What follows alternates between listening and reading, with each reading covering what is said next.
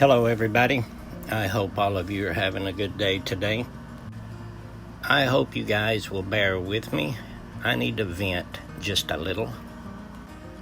This picture here that you're looking at is of an elderly man around Davao. Davao's a city here in Mindanao. I took this from Facebook. Someone had posted this the other day. This man is waiting for someone to bring him rice and some fish. You're probably thinking, why does he need someone to bring him fish? He's living right there on the water. But in this area, the water is so polluted, there is no fish. He lives here on the water because he's a squatter. It's free. Can't buy land because it's not land. So he's living there for free. But look at his home. It's just metal on stilts. The only thing it does is shield him from the sun and the rain. He didn't get a quarantine pass to be able to go out and get food because he's over the age of 65. But even if he did have a pass, he has no money to buy anything. He's very poor. Here you work every day and you get your money from work and then you feed yourself. That's the way it is. You don't have savings. Most people here don't have savings because they don't make enough money to have a savings.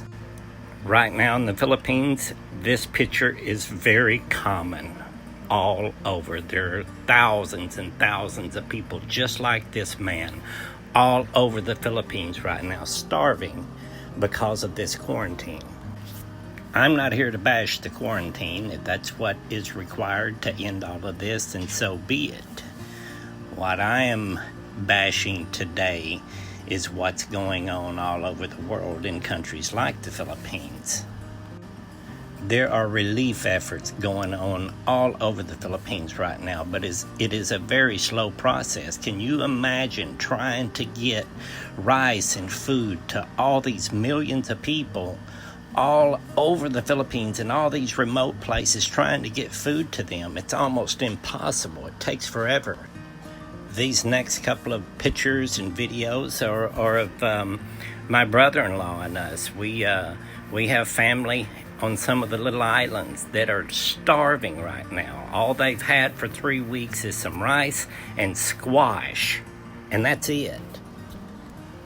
We put together everything that we had to send to them yesterday so that they would have a little bit. One of them is a little baby, about a year old, suckling off its mama's breast. And the mom has not been producing enough milk because she's not getting enough food.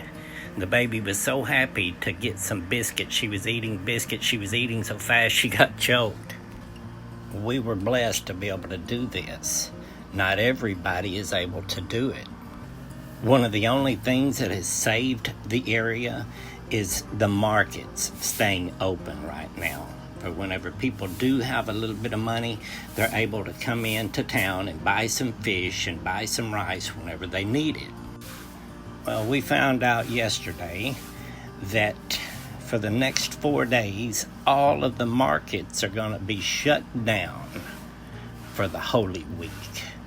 The mother of all harlots has came into town and pressured people to shut everything down for 4 days so we can make Jesus happy. You know, it's bad enough people are starving all over this country, and now you got to throw religion in there too to make things worse because you think because of your carnal sacrifice that you're going to make things better. It's no different than sacrificing your children to Baal, to the fire. You know, I see people, talking about, I give up this or I give up that. I sacrifice this or I sacrifice that for Holy Week. That's never anything what God wanted any of us to do. When you sacrifice your ego, your pride to God. You put yourself aside and Christ lives his life through you. That's a true sacrifice, not living for yourself. I apologize if I sound angry or upset. I am just a little bit. If you've never experienced the love of God, if you've never come to the end of yourself, and handed over the reins to God to live his life through you, you'll never get it. You'll never understand. But for those of you who do understand, seeing this kind of thing, seeing others have to suffer more because of religion, because they think that it makes God happy. Hey, Pastor, we're all starving to death. We don't have nothing to eat, but we have all these crabs and these shrimp and catfish and stuff. I know it goes against the law of Moses and all that stuff, but you think this time, it'd be okay if we eat it, to keep from starving to death and children suffering and everything? And Pastor's like, wait just a minute. Let me look in the good book. And flipping through the pages, and he says right here, and Jesus said, thou shalt want not have not, and you can't have none, because I said so. And he says, see, it says right there, we can't have none because he said so. Hallelujah!